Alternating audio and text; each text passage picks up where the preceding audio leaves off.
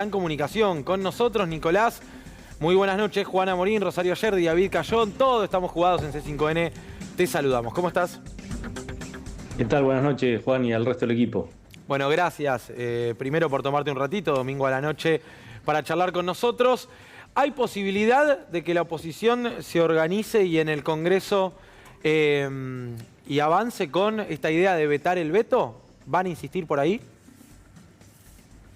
Sí, ya lo hemos anunciado, pero aparte es un debate que arrancó, este debate en diciembre. Acá hay que acordarse de toda la historia, ¿no? Es decir, la primera versión de la ley bases incluía la derogación de la movilidad jubilatoria directamente. Y diría que fue uno de los 2 o 3 puntos que hizo que la primera versión no avanzara. Entonces venimos realmente hace 9 meses discutiendo este tema. Nuestra voluntad siempre fue sacarlo en conjunto con el gobierno, porque no es una cuestión menor, ¿no? Es una cuestión absolutamente mayoritaria en el presupuesto de la Nación.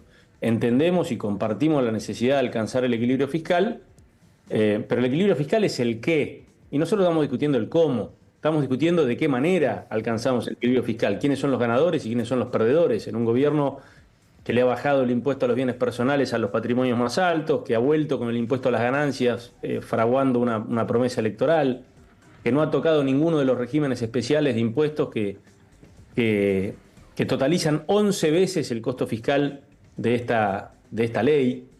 Entonces, acá hay que salir de esta idea de que alguien está buscando perjudicar al gobierno. Es decir, acá los principales perjudicados han sido los jubilados y lo que se está buscando es una mínima compensación, ahora, porque no va a ser más que eso, para tirarles una soga en un momento en donde los resultados van a tardar en llegar. No es más que eso, no hay que ver más fantasmas.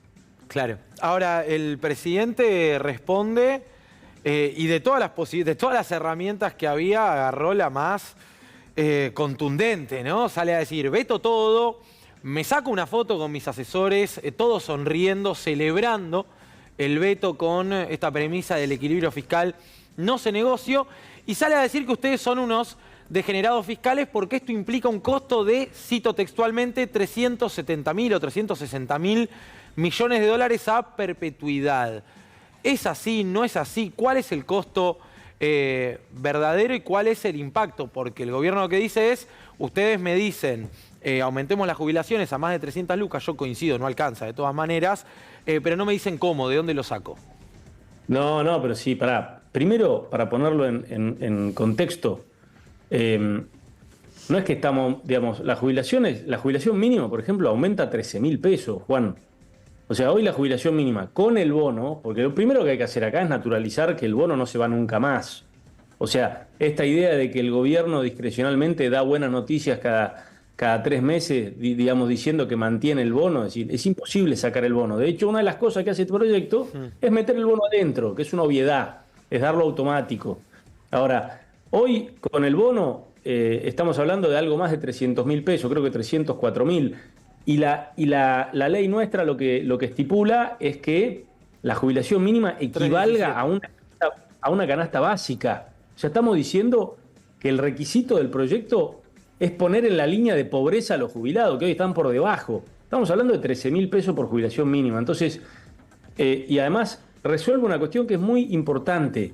Hoy el régimen previsional pende de un hilo muy frágil que es un DNU de Milei, que prometía ser temporario hasta que sancionáramos una en la cual al principio estábamos de acuerdo, pero es muy distinto el escenario si hay un DNU después de una ley votada por 2/3 prácticamente de las 2 cámaras del Congreso, vetada por el presidente, porque la Corte ha sido muy clara. Es el Congreso de la Nación aquel que tiene que votar las fórmulas previsionales. Entonces acá hay un peligro mucho mayor, que es que, como estaba previsto, digamos, acabamos de sancionar una ley que mejora y reemplaza el DNU y vamos a avanzar con la derogación del DNU. Bueno, imagínate cuál es el escenario si derogamos el DNU y el presidente veta la ley. Vuelve el esquema anterior, que es, en este contexto, más gravoso para el gobierno. Entonces, me parece que el presidente se está metiendo en un callejón producto de un único interés, que es la reafirmación identitaria de esta idea de que él está solo peleando contra la casta, digamos. Y yo creo que la gente de a poco se va dando cuenta que eso es una muletilla, de vuelta. si él estuviese solo peleando, no hubiese tenido la ley bases, no hubiese tenido el paquete fiscal. No estaríamos hablando de que va a tener en un mes un presupuesto como corresponde que tenga y como le venimos reclamando que el país tenga, porque él, en octubre del año pasado, en acuerdo con Massa y con Unión por la Patria, decidió que los argentinos no tengamos presupuesto. Y entonces hoy estamos discutiendo, entre otras cosas, esto, por no tener presupuesto. Pero para ser clarito, solo con lo que vuelve a recaudarse el impuesto a las ganancias, que no estaba contemplado en las metas fiscales del gobierno, solo con eso se puede pagar esta ley. Y si no, como te dije antes, hay 4.7% del Producto Bruto Argentino distribuido en más de 30 regímenes especiales que subsidian o eximen de impuestos a diferentes empresas de diferentes sectores. Estamos hablando de 11 veces esta ley. O sea, metiéndote con un poco de esos beneficios, esta ley la pagás holgadamente. De manera que a mí me parece mucho más degenerado en este contexto comprar aviones de guerra, pasearte por el mundo una vez cada 20 días en aviones privados gastando fortunas para que te den premios a vos, sin agenda de Estado.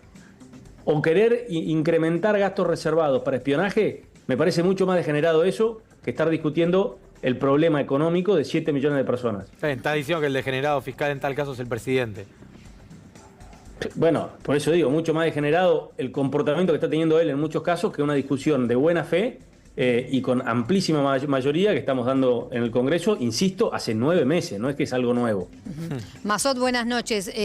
Mencionaba recién a la Corte Suprema que dice que es el Congreso el que tiene que fijar los montos. Y lo consulto por esto porque ya anuncia el presidente que si va a haber veto en el Congreso, esto se va a judicializar. Mientras tanto, ganan tiempo, ¿no? Porque los jubilados siguen ganando la miseria que siguen ganando. Pero ¿cree que se puede judicializar y en ese caso el Congreso tiene la última palabra? El Congreso siempre va a tener la última palabra en este tema porque es, como decíamos antes, una materia que le corresponde, pero además porque en toda ley, aún en la anomalía en la que vivimos los argentinos hace mucho tiempo, esto no es nuevo, con los decretos de necesidad y urgencia, que pervierte absolutamente el espíritu legislativo, aún en esos casos los decretos terminan teniendo o no teniendo validez en el Congreso. Así que, naturalmente, esto tiene la última palabra. Yo creo que sí se puede judicializar, pero como les decía antes, y hay que tomar acabada conciencia de esto, yo creo que hay un escenario que se está subestimando, que es, como decía yo antes, un escenario en el cual no tengamos ley porque fue vetada y no tengamos DNU porque fue rechazado. Claro. Ese escenario es gravoso en serio.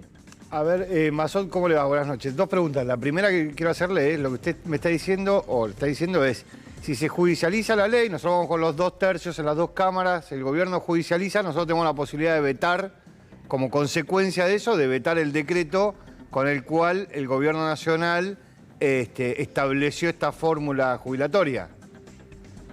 Bueno, van a avanzar con eso, a eso me refiero.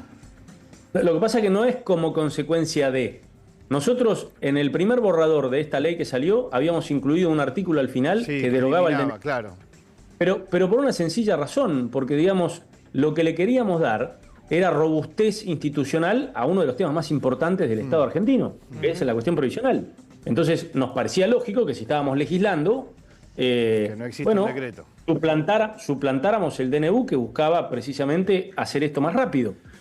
Y la segunda... sí. Digamos, no lo hicimos, pero no lo hicimos por una discusión coyuntural de ese momento. Lo lógico, independientemente del veto, sería rechazar ese DNU. Ya tenemos una ley. La segunda pregunta que le quería hacer es, supongamos que el lunes, mañana, el presidente Milei veta. ¿Cuánto tardan ustedes en ir al recinto, en pedir ir al recinto? No debería tomarse mucho tiempo. La verdad que la mayoría de los bloques ya han sido claros en sus posiciones y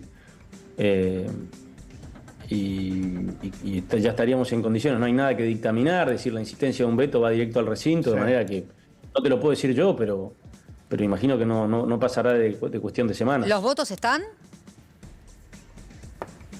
Bueno, los votos estuvieron la vez que Diputados la votó originariamente hace un par de meses, por supuesto con una veintena de ausentes. Claro. Lo que habría que ver, en ese momento salió por 2/3.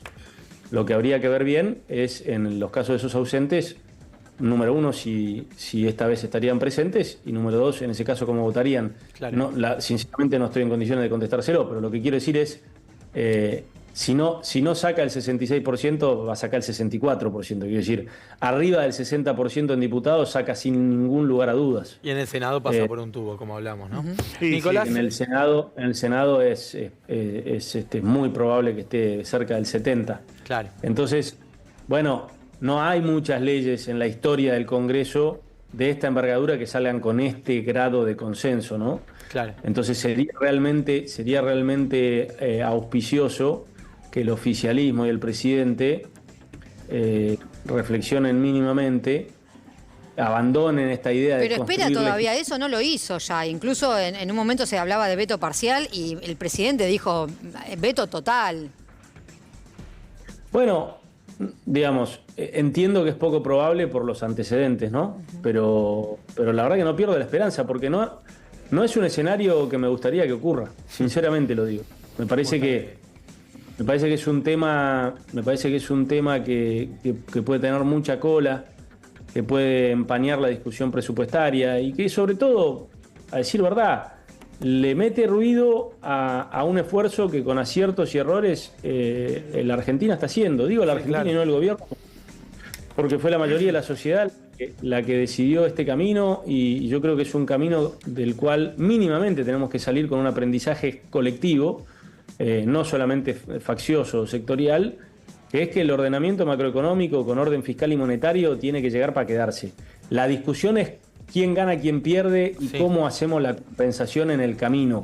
Claro. Pero es importante que no confundamos la discusión y que no volvamos a fantasías de que se puede crecer apalancándonos en una moneda que no tiene respaldo, ¿no? Bien, Nicolás, gracias, como siempre, un abrazo grande. Abrazo a ustedes, buenas noches. Nicolás Mazzotta en Estamos Jugados.